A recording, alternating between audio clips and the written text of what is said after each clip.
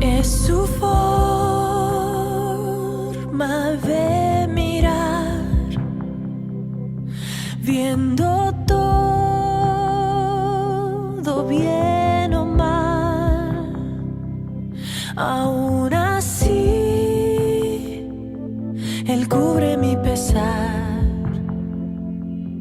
por probar su fidelidad. Es la forma en que provee toda mi necesidad, hasta su vida derramar por probar su fidelidad. Fidelidad.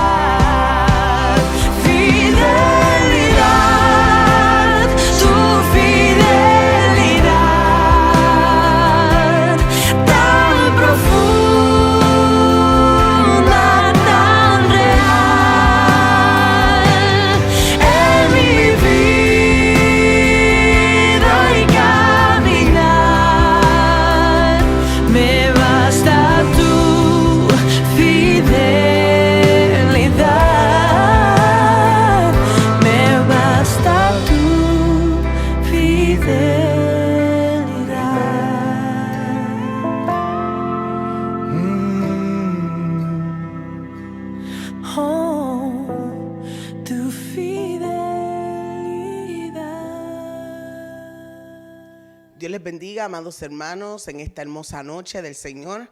Estamos aquí nuevamente para continuar con nuestro estudio del libro de Juan, este maravilloso evangelio donde Jesús es presentado de una manera sumamente particular y como si el escritor nos estuviese diciendo en estos días en el siglo XXI, Él es el prometido, Dios cumpliendo sus promesas para toda la humanidad a través de la encarnación de Cristo Jesús. Así es que eso es lo que estamos haciendo en esta jornada. Vamos a orar y a encomendar este espacio de tiempo al Señor mientras usted se va preparando, buscando su Biblia, reuniendo su familia, comunicándose con aquellos que quiere que se conecten en esta noche, compartiendo la enseñanza de hoy en todas sus redes. Oramos y comenzamos inmediatamente con este tercero, ¿verdad? Tercer día o cuarto que estamos compartiendo la palabra del Señor. Bien, Padre, te damos gracias porque tú, Dios todopoderoso, grande, majestuoso Dios, nos permites estar aquí reunidos, Señor, desde nuestros hogares, como dice tu palabra, en el centro de nuestro hogar, por el templo y por las casas, Señor, partiendo el pan juntos, el pan de tu palabra que nos alimenta, que nos instruye, Dios del cielo, que nos sostiene, que nos da ánimo. Permite, Señor, que esta noche cada uno de nosotros tenga su porción. Señor, cada uno de nosotros pueda sentir cómo tu palabra vivifica nuestro espíritu, Padre, y que en el medio de esta enseñanza, a través de esta jornada, Dios del cielo, que tu Espíritu Santo nos acompañe, nos guíe y nos ilumine el entendimiento. Abre, Dios del cielo, nuevos espacios, crea nuevas conexiones, Dios del cielo, desde nuestro interior, para que nosotros podamos entender y asimilar esta palabra y compartirla con aquellos que se pierden, compartirla con aquellos que andan en oscuridad. Dios del cielo, toda la gloria será para ti, Señor, en el nombre poderoso de Jesús. Amén. Bien, mis amados hermanos, la semana anterior estuvimos viendo cómo Jesús se presentaba a sí mismo como la luz del mundo. Y cómo a través de esta expresión Jesús estaba dándole sentido a una de las fiestas más importantes del pueblo de Israel, que era la fiesta del tabernáculo, la fiesta de las cabañas. Esta fiesta donde se recordaba la salida maravillosa del pueblo de Israel de la esclavitud en Egipto y cómo Dios les había guiado a través del desierto, siendo columna de nube y columna de fuego para ellos. Y cómo en medio de la oscuridad Dios había alumbrado no solamente el camino, sino también el entendimiento del pueblo judío al presentarse Él como Dios. También vimos a Dios como el pan de vida en la expresión de Jesucristo, saciando el hambre espiritual, no solamente el hambre física, la necesidad física del ser humano, poniéndose Él mismo como el pan que da vida y expresando cómo Cristo mismo vendría a ser ese pan que descendió del cielo. Hoy vamos a ver esta enseñanza de Jesucristo al pueblo judío, donde se presenta como la puerta de las ovejas y como el buen pastor de las ovejas. Amén. Vaya conmigo al libro de Juan, capítulo 10, y vamos a permanecer ahí y vamos a leer algunos versos. Vamos a comenzar detallando los versos 1 al 9.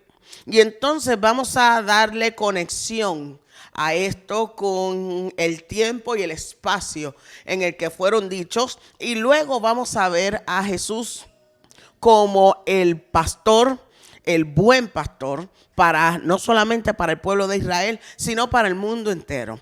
Dice Juan capítulo 10, verso 1 al 9. De cierto os digo. En el original esto dice amén, amén.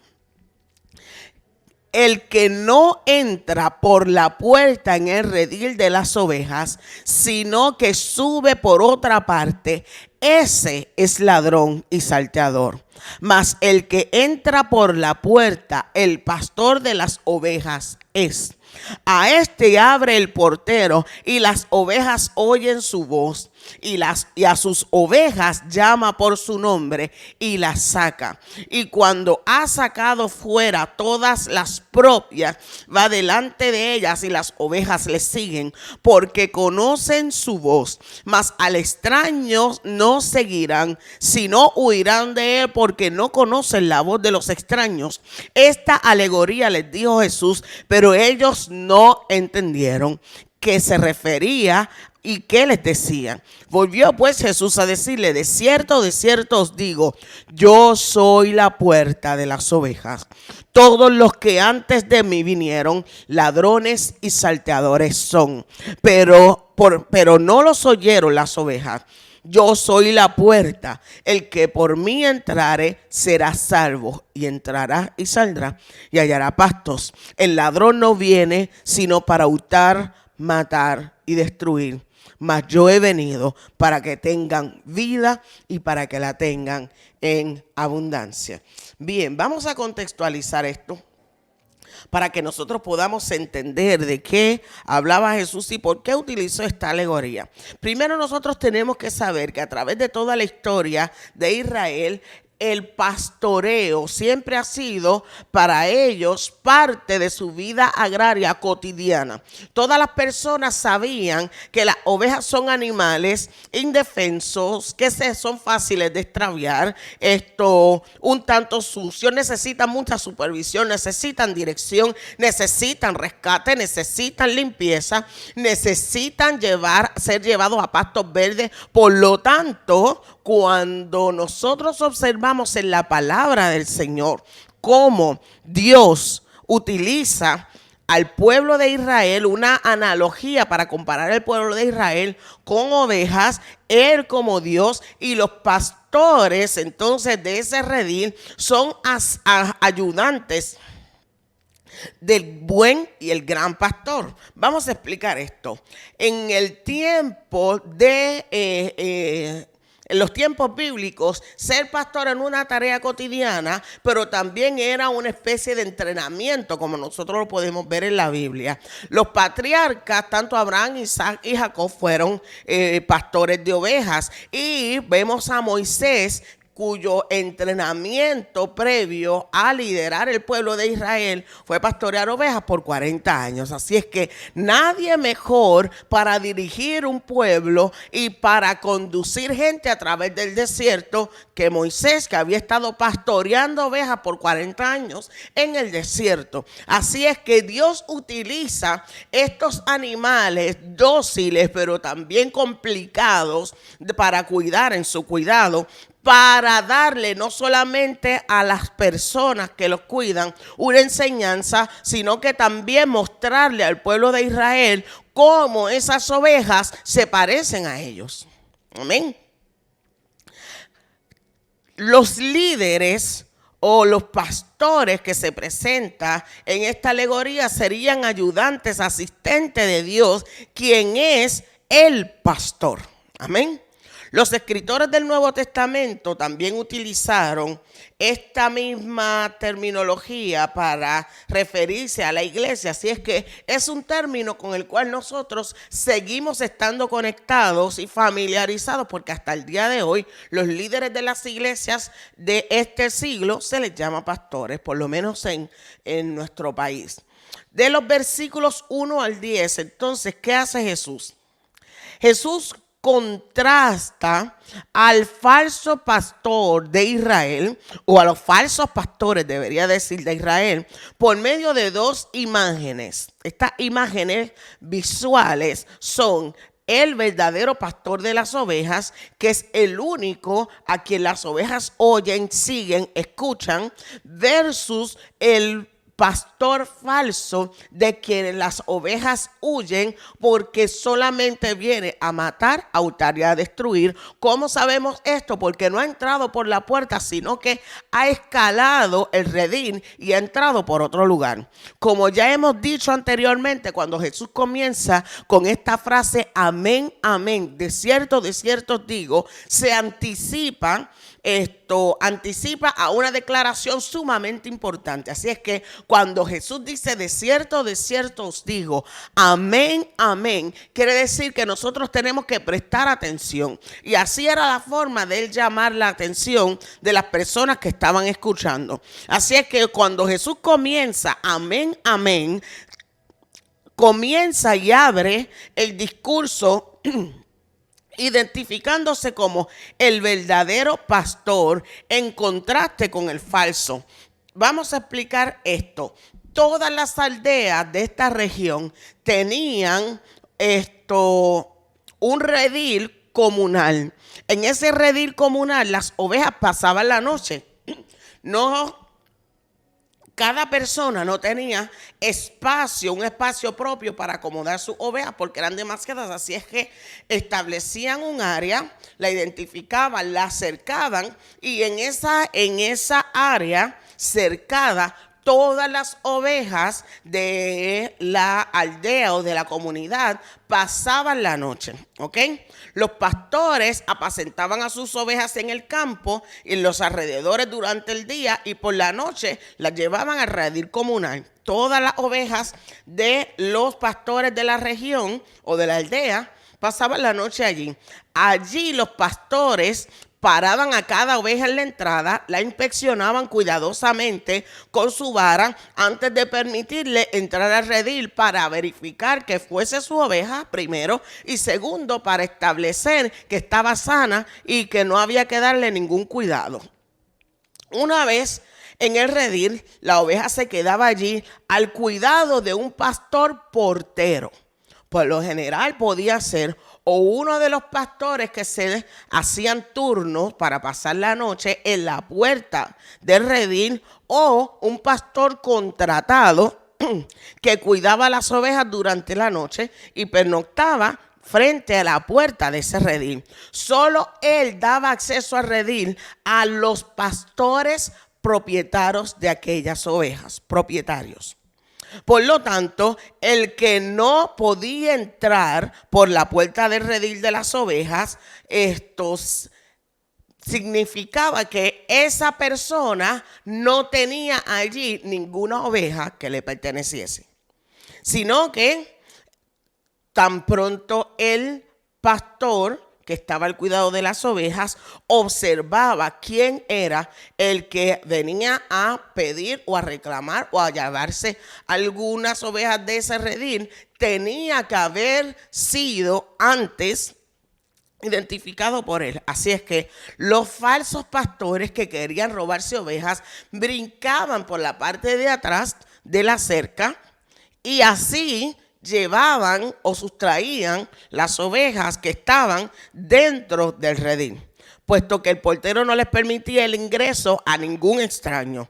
Así que los ladrones tenían que trepar por otro lado para hacer el hurto. Solo el que entraba por las ovejas por la puerta de las ovejas, era el pastor de las ovejas. Cada uno de esos elementos de la vida corriente, común y cotidiana, de la vida del judío del siglo I, es un simbolismo y una metáfora que el Señor utiliza para decirle a ellos: ustedes son el redil y Jesús es la puerta. Es el único con autoridad para sacar del redil a sus ovejas. Es el único con autoridad para llevar a pastar sus ovejas. Es el único con autoridad para llamar y que las ovejas, escuchando su voz, le sigan. Los ladrones y salteadores representan otros líderes religiosos que nosotros podemos encontrar a través del Antiguo Testamento, que por años fueron reyes que no hicieron la voluntad de Dios, sacerdotes que se corrompieron a través del tiempo y falsos profetas. Estos representan los falsos pastores, ladrones y salteadores, los cuales, haciendo la obra de Satanás, del contrario, del diablo, no la obra de Dios, treparon los muros del redil y, lucrándose del pueblo, mataron y destruyeron la vida espiritual, contribuyeron al desastre espiritual del pueblo de Israel en muchas ocasiones si nosotros observamos los libros del Antiguo Testamento. Esos líderes fueron el último de un largo linaje de falsos pastores del pueblo de Israel. Dice en el libro de Isaías, para que usted tenga una idea de dónde Cristo pudo haber sacado esta analogía para poder identificarlo. En Isaías 56, versos 10 y 11, dice: perros mudos no pueden ladrar, soñolientos, echados, aman el dormir, perros comilones, insaciables, y los pastores mismos no saben entender. Todos aquellos siguen sus propios caminos, cada cual busca su propio provecho, cada uno por su lado. Fíjese cómo el pastor duerme, las ovejas están dispersas y el pastor no hace nada. Jeremías dice: los pastores se han vuelto necios, no buscan al Señor.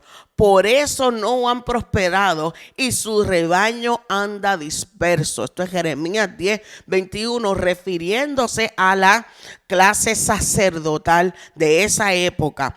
En el libro de Jeremías también, capítulo 12, verso 10 dice: muchos pastores han destruido mi viña, hollaron mi heredad, convirtieron en desierto y soledad mi heredad preciosa. Así es que cuando Cristo está diciendo estas palabras, no es nada extraño, porque la situación que se está viviendo dentro del Sanedrín, dentro del templo, es una similar. Se había politizado el sistema del templo, el sistema religioso, y ya no era más para conducir a la gente a Dios, sino una especie de monumento a la tradición, de monumento a la cultura, donde todas las naciones, si querían adorar al Dios verdadero, tendrían que venir a Jerusalén, y ellos no saldrían a hacer absolutamente nada por la condición espiritual del pueblo.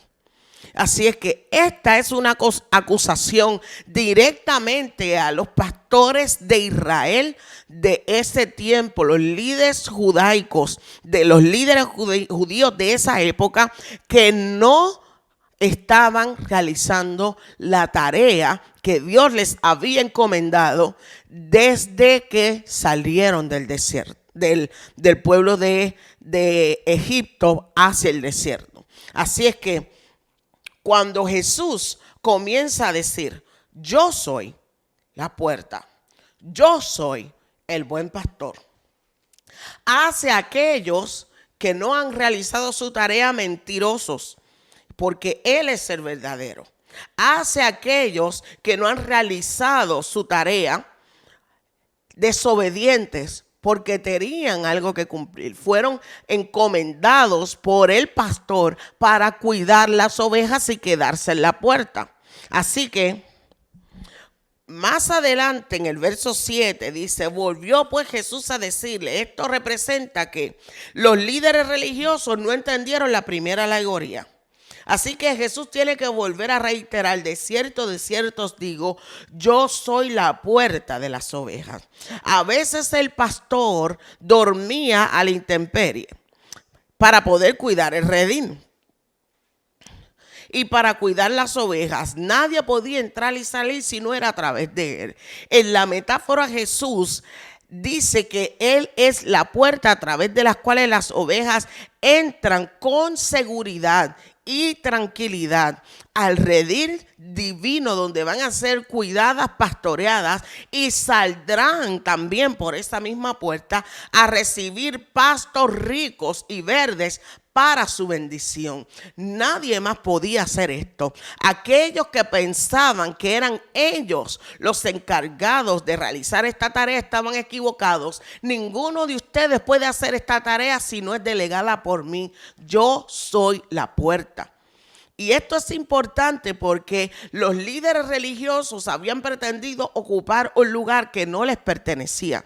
Así es que al presentarse ellos como los que tenían esta responsabilidad, Cristo les estaba diciendo: esta responsabilidad que ustedes tienen ha sido delegada por mí, por tanto rendirán cuentas delante de mí, porque yo soy la puerta. Nadie puede entrar ni salir si no es a través de mí. La aseveración del Señor de que todos los que vinieron antes de mí son ladrones y salteadores, obviamente aludiendo a estos reyes, sacerdotes y profetas que se alejaron y con ellos alejaron el pueblo de Dios.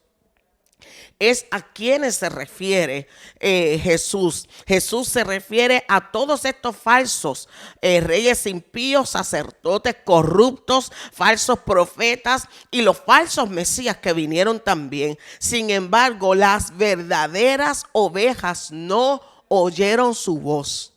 Aquellas que le pertenecían no les prestaron atención y no se extraviaron, sino que permanecieron con sus oídos atentos a la voz del verdadero pastor. Entonces Jesús reitera la verdad vital de este versículo: yo soy la puerta, y añade una promesa: el que por mí entrare será salvo del pecado y del infierno. Fíjese que todo esto es para mostrarle a Israel quién es el verdadero pastor y a través de quién se encuentra salvación. Les parecería para ellos satisfactorio entrar y encontrarse, salir del redil y encontrarse con pastos que el Señor les daba para alimentarse, pero no había posibilidad de encontrar pastos, de encontrar vida, de ser alimentados, si no es a través de Jesucristo. No podía ser posible hallar pastos verdes y encontrar vida abundante si no era a través del Señor, si no era a través del Maestro. El regalo incomparable de la vida eterna excede toda expectativa. Iba mucho más allá de tener una nación políticamente en paz, de tener una consolidación en el gobierno, de tener en el Sanedrín tranquilidad y poder tener el control y el dominio, mucho más allá de lo que ellos estaban imaginando, de lo que podía ser la paz y de lo que podía ser la vida y de lo que podían ser las bendiciones. Estaba lo que Cristo les ofrecía: vengo para que tengan vida y para que la tengan en abundancia. Así es que,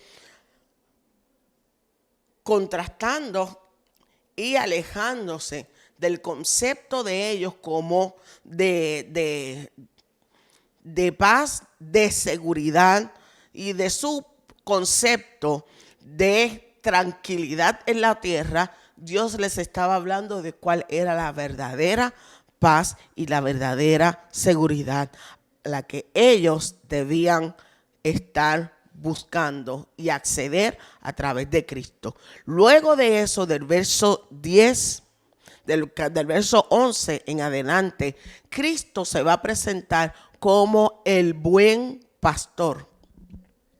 Vamos a ver cómo nos dice esto. Antes de que esto ocurriese, de que viniera el Mesías, muchísimos siglos antes, el Antiguo Testamento había predicho que el Mesías, que aquel que habría de ser el Maestro y Salvador, habría de pastorear a su pueblo. Mire cómo lo dice el libro de Ezequiel, capítulo 34, verso 23. Dios dijo: y levantaré sobre ellas a un pastor. Qué maravilloso. Y él las apacentará a mi siervo David. Una referencia directamente con Cristo y del Mesías. Mire qué profecía más exacta. Dice el descendiente de David, él las apacentará. Él les será por pastor. Miqueas profetizó que el Mesías surgiría para poder pastorear al pueblo con el poder del Señor y con la majestad del nombre del Señor su Dios. Zacarías dice en el capítulo 13, verso 7. Despierta, espada, contra mi pastor, contra el hombre en quien confío, afirma el Señor Todopoderoso. Hiere al pastor para que se dispersen las ovejas y vuelva yo mi mano contra los corderitos. Así es que todo el tiempo Dios está anunciando que aquel que habría de venir sería el pastor del redil de Israel. Así es que cuando nos adentramos en el capítulo 10, verso 11 en adelante, Jesús está diciendo, yo soy el buen pastor y el buen pastor su vida da por las ovejas, mas el asalariado, el que no es el pastor, de quien no son propias las ovejas, ve venir al lobo y deja las ovejas y huye. Y el lobo arrebata las ovejas y las dispersa. Así que el asalariado huye porque es asalariado y no les importa las ovejas. Yo soy el buen pastor y conozco mis ovejas y las mías me conocen, así como el Padre me conoce y yo conozco al Padre y pongo mi vida por las ovejas. También tengo otras ovejas que no son de este redil. Aquellas también debo traer y oirán mi voz y habrá un rebaño y un pastor. Qué aseveración más maravillosa. Vamos a explicar. La identificación que Jesús hace de sí mismo como el buen pastor apunta de nuevo al pastor verdadero descrito en los versículos del 2 al 5 que acabamos de leer previamente. Es la cuarta declaración de Cristo de yo soy. El texto griego dice, Él es el pastor el bueno. El pastor el kalos. Kalos, que es bueno, se refiere a su carácter noble, nobleza. El pastor auténtico y perfecto, el único en su clase, preeminente sobre todos los demás. Él está por encima. Eso significa kalos. Ser un pastor fiel implica voluntad para poner la vida en juego con tal de proteger las ovejas. Los ladrones de aquella época, no solamente se limitaban a pastores que saltaban la barda para llevarse las ovejas, sino fieras de la localidad que intentaban con violencia y artimaña robarse las ovejas. Lobos, leones de la región, osos. Así que el peligro era constante, no solamente para las ovejas, sino también para el pastor. ¿Ok? Así es que mientras el peligro era constante, el pastor debía estar no solamente vigilante, sino apercibido de que en algún momento su vida pudiese estar en peligro. Jesús, el buen pastor, fue mucho más allá de estar dispuesto a arriesgar su vida o arriesgarla de manera constante. Su vida estaba dispuesto a dar por las ovejas. Esta frase dentro del texto es única porque nos dice a nosotros, se refiere a una muerte voluntaria en sacrificio por las ovejas. Así es que Esta sección lo que nos dice 3 aspectos importantes de Cristo como pastor. Mire bien, esta sección nos revela que el buen pastor da su vida porque se preocupa por las ovejas, muere por ellas porque las ama y las une porque pretende tener un solo redil. El buen pastor muere por sus ovejas. Es Cristo ofreciendo su vida por las ovejas porque Él no es un pastor asalariado. Así que como Él no es un pastor asalariado, Él es quien posee, Él es el tenedor, el poseedor de las ovejas, ve al lobo y pone su vida por ellas. Se interpone entre las ovejas y la muerte. La muerte que representa el lobo viene a arrebatarle la vida a las ovejas, pero Él se interpone en el camino de la muerte para sufrir Él mismo la muerte y permitir que las ovejas continúen con vida. Mientras que el pastor asalariado ve venir al lobo y las deja y huye, y el lobo las arrebata y las dispersa, porque el asalariado no les importan las ovejas. Jesús se identifica como el buen pastor y apunta al pastor verdadero descrito en los versículos 2 y 5, porque el asalariado prefiere su propio bienestar y salvar su vida, pero el verdadero pastor prefiere que las ovejas tengan vida antes de permitirles una muerte sangrienta. Así es que el pastor que es auténtico y perfecto, el único en su clase, preeminente sobre todos los demás, ese pastor enfrenta el peligro y enfrenta el peligro constantemente, mientras que los otros asalariados prefieren su bienestar al bienestar de las ovejas. Esta noción de autopreservación de un pastor asalariado, de autopreservación del pastor que no es el verdadero, choca con lo que Dios identifica como un verdadero pastor. Así es que, bueno, haga usted sus conclusiones. La frase "su vida da" nos dice que Él puso la vida. Nadie se la quitó, nadie se la arrebató, nadie sorprendió a Jesús para darle muerte. Cristo puso su vida y Él mismo la volvió a tomar.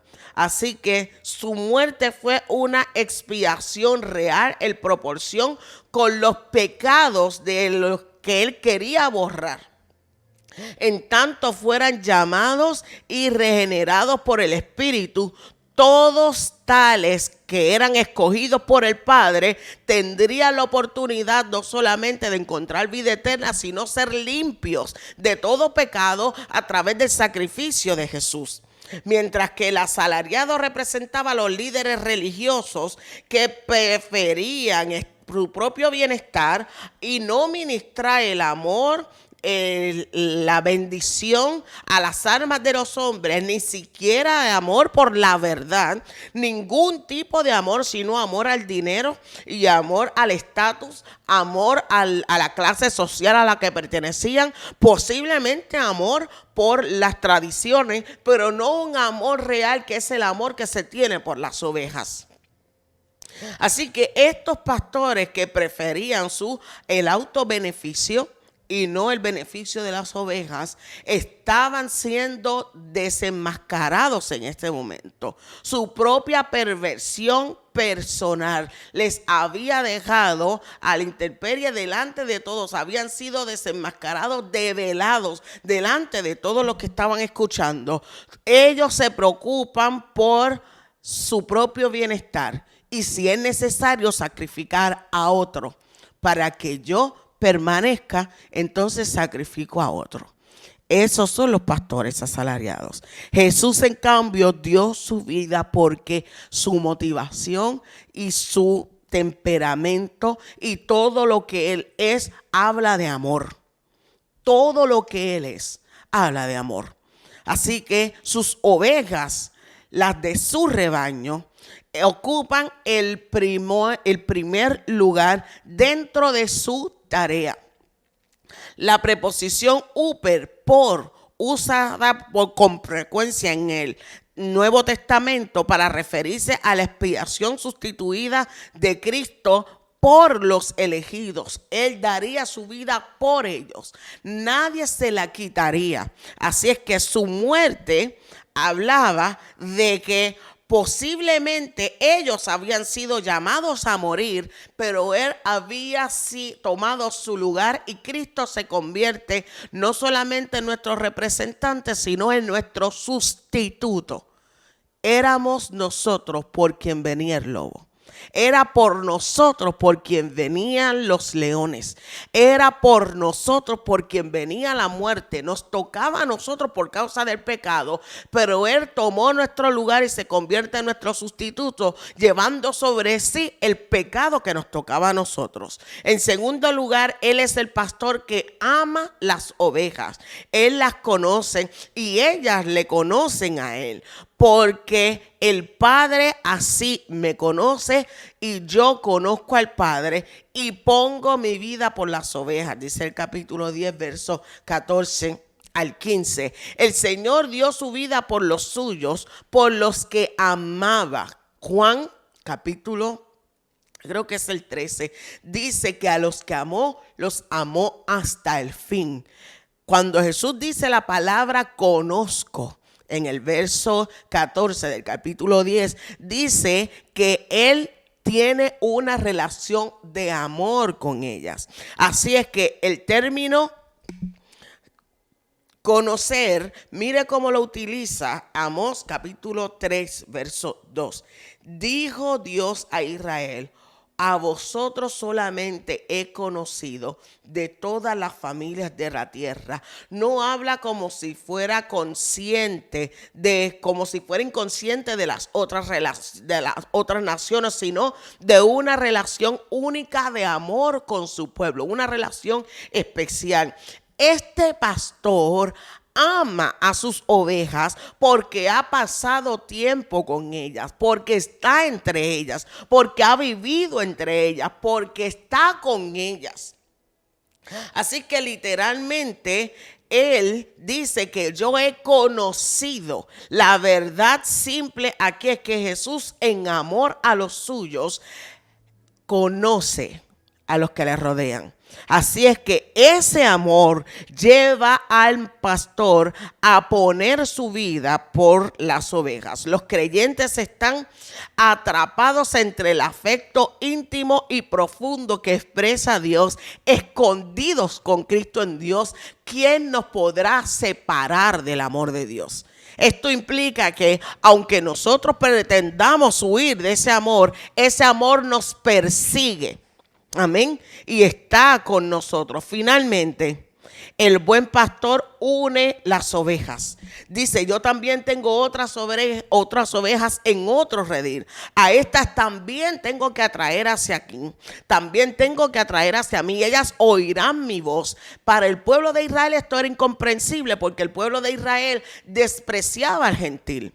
El pueblo de Israel no podía entender cómo de otras naciones Dios iba a conformar juntamente con ellos un solo redil. Pero Él está diciendo: un buen pastor une a sus ovejas. Las otras ovejas, en perspectiva, aquí somos todos los gentiles, quienes no son del redil de Israel, pero nosotros también hemos escuchado su voz y hemos sido llamados a salvación por Jesucristo, y los judíos y gentiles redimidos harán un solo rebaño y tendrán un solo pastor. Sugiere que en todos nosotros seremos reunidos como un rebaño. Un concepto revolucionario para esa época, sobre todo para el pueblo judío, quienes no reconocían y desde su perspectiva no pudiese haber una relación de igual entre judíos y gentiles. Sin embargo, Pablo dice: ya no hay judío ni gentil, esclavo ni libre, ni hombre, ni mujer. En Dios somos todos uno. Como profetizó Caifás, sin darse cuenta, ni penséis que nos conviene que un hombre muera por el pueblo y no que toda la nación perezca. Esto lo dijo por sí mismo, sino como que era el sumo sacerdote de aquel año, profetizó que Jesús habría de morir por la nación, y no solamente por la nación, sino que también habría de congregar a todos los hijos de Dios que estaban dispersos.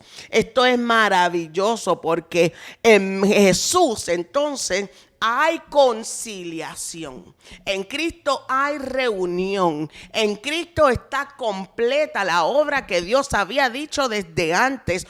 Todas las naciones me adorarán.